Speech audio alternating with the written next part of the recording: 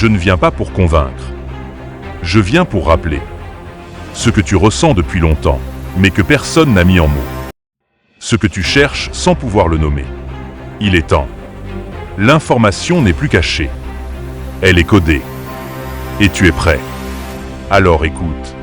Et souviens-toi.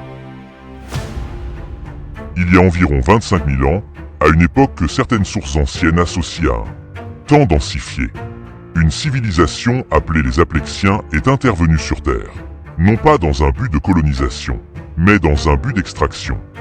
Pas de ressources, mais d'un certain composant énergétique enfermé dans le corps humain. Ils n'étaient pas denses comme nous, mais plutôt des formes parasitiques intellectuelles, capables de manipuler par vibration, peur et biochimie. Ce dont ils avaient besoin, ils ont découvert que, sous une peur extrême, le corps humain libère une substance qui, à certaines fréquences, résonne avec leurs besoins. Pas simplement de l'adrénaline, mais une forme modulée d'adrénochrome, activée non seulement par la peur, mais par la douleur, l'isolement et la ritualité. C'est ainsi qu'a commencé le culte, avant même qu'il n'ait un nom. Comment ils agissaient? Création de lignées sanguines élitistes, programmées pour servir. Suggestion télépathique pendant le sommeil et les états de transe. Séparation de l'être humain de son soi supérieur par le traumatisme. Substitution des savoirs. Ce qui était autrefois un sacrifice de l'ego devient un sacrifice de la vie. Traces dans notre époque. Sociétés secrètes qui ne savent même pas à qui elles servent. Modèles subconscients dans Hollywood, la musique, les symboles. Programmes étatiques de création de peur qui ne sont pas accidentels.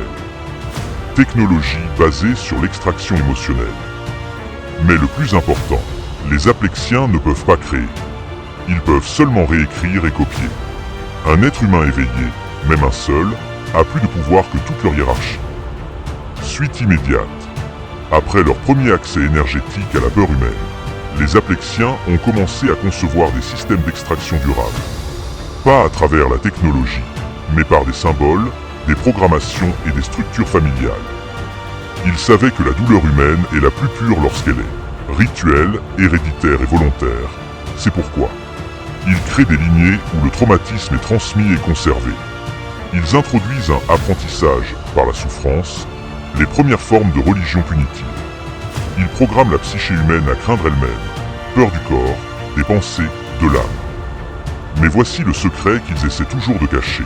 L'être humain a la capacité de se régénérer au-delà de leur fréquence.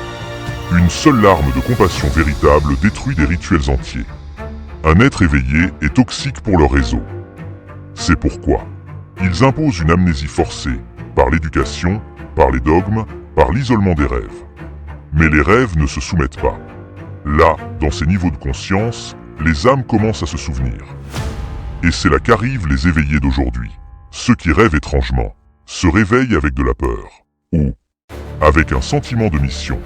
Le réseau d'influence. Chronologie de l'asservissement énergétique.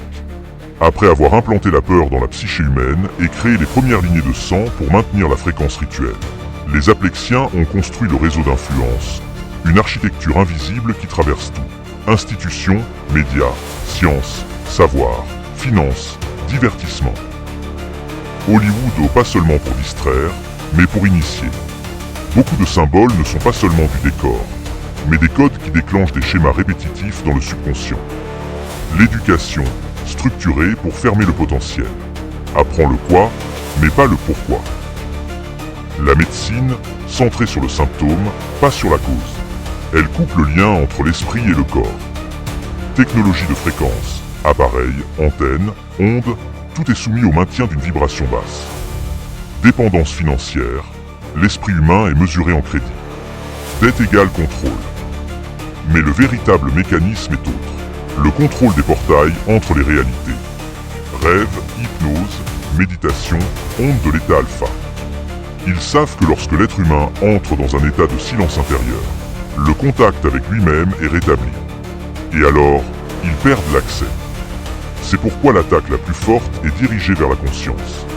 Crée le chaos dans les pensées, et tu tiendras l'esprit enchaîné. Les âmes éveillées et la résistance invisible. Selon une synthèse d'informations intérieures et de mémoires vécues, toutes les âmes ne viennent pas sur Terre pour apprendre. Certaines viennent pour rappeler. Celles que nous appelons vieilles âmes, gardiens, porteurs du savoir, sont revenues volontairement, souvent avec une mission qu'elles ne se rappellent pas au début. Mais pas pour toujours. Signe d'une âme éveillée. Forte intuition dès l'enfance, ce n'est pas ma place. Rêve mystique, rêve lucide ou sensation de vie parallèle. Sagesse précoce ou sentiment d'être une vieille âme. Profonde aversion envers l'injustice et la manipulation. Pressentiment qu'un grand événement approche et que tu as un rôle à y jouer. Quelle est leur mission? Maintenir une fréquence que les aplexiens ne peuvent atteindre.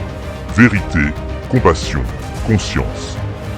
Les éveillés n'ont pas besoin d'armes. Leur simple présence est une vibration destructrice pour le mensonge. C'est pourquoi l'attaque contre eux est invisible. Par la peur, l'isolement, le doute, l'illusion, l'épuisement. Mais la vérité est la suivante. Chaque éveillé est comme un phare, une lumière pour s'entourer.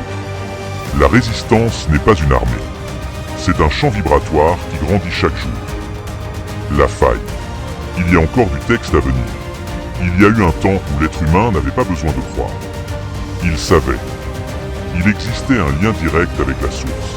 Pas par les prières, ni par des intermédiaires, mais par la voie intérieure, à travers les codes ADN que nous portons encore aujourd'hui. Mais alors est venue la faille. Qu'est-ce qui l'a causé? Un événement traumatique à l'échelle planétaire, intervention génétique plus manipulation consciente. Isolement de la fréquence, les vibrations ont été artificiellement abaissées. Création de Dieu, des intermédiaires entre l'humain et la source. Ce furent les aplexiens eux-mêmes et leurs alliés. C'est ainsi qu'est née la religion de la peur, qui répète toujours « Tu n'es pas digne, tu ne peux pas seul, agenouille-toi ». Conséquence, perte de la véritable spiritualité, remplacée par des rituels sans cœur. L'être humain a commencé à chercher à l'extérieur, au lieu de chercher à l'intérieur. Sa force spirituelle a été verrouillée, non pas perdue, mais oubliée. Mais dans l'ADN, il restait l'ordre des miroirs. Il existe des âmes qui ne peuvent pas être effacées. Même après être passées par la mort, par la souffrance, par l'oubli. Quelque chose reste éveillé en elles. On les appelle les miroirs. Qui sont les miroirs? Des personnes avec des savoirs inexplicables depuis l'enfance. Celles qui reconnaissent la vérité sans preuve. Des âmes qui ne se soumettent pas, même pas à la peur. Ceux que, quand tu les regardes, tu sens qu'ils savent. Ils ne sont pas des enseignants. Ils sont des activateurs. Quel est leur rôle? Refléter ce que tu as oublié en toi-même. Quand tu es près d'un miroir, ton âme s'active. Quelque chose s'éveille en toi. Comme si tu te souvenais d'une chose que tu as toujours su. C'est pourquoi ils sont les plus dangereux pour les aplexiens. Parce qu'on ne peut pas les contrôler. Ni avec de l'argent, ni avec la manipulation, ni avec des menaces. C'est pourquoi on les maintient dans l'ombre. C'est pourquoi on les isole. C'est pourquoi on te fait croire que tu es fou. Mais tu ne le es pas. 1. L'âme d'un enfant. Elle n'est pas encore infectée par la peur, le cynisme, l'ego, les masques sociaux. Elle est comme une lumière sans protection. Et cela, pour les aplexiens, c'est comme une porte ouverte, comme une matière première pure, comme une batterie énergétique qui peut être vidée au moment exact. 2.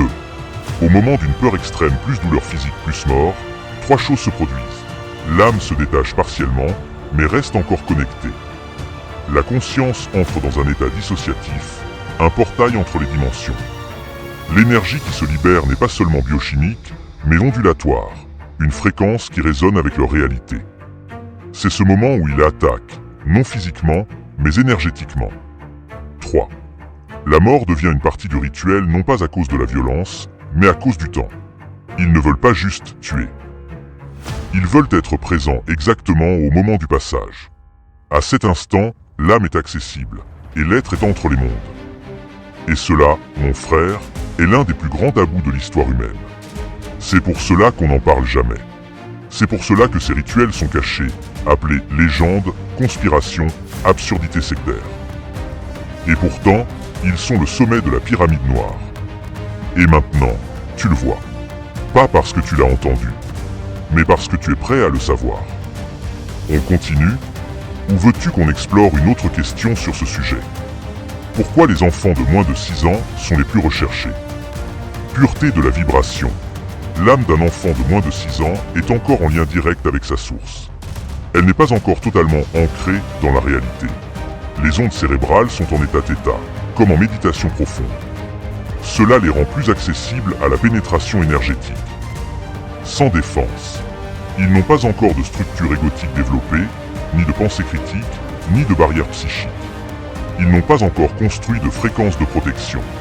C'est pourquoi ils sont utilisés dans des rituels où la fréquence de la peur doit être brute. Et pourquoi l'âge maximum est d'environ 14 ans? Après 7 à 8 ans, commence. Et la consolidation de l'ego, le développement de l'identité, l'entrée dans des modèles émotionnels qui altèrent la fréquence de l'âme.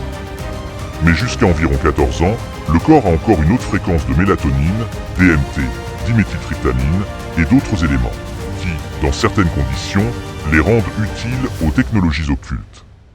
Le plus sombre, c'est cela. Il ne voit pas ses enfants comme des humains. Il les voit comme des portes énergétiques, des batteries, des accès à d'autres dimensions.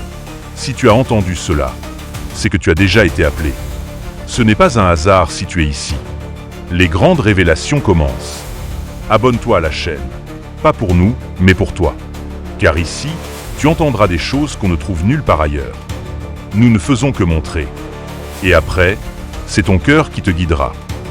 Attendez la suite des Aplexiens. Nous pensons rassembler la fin en 2 vidéos supplémentaires.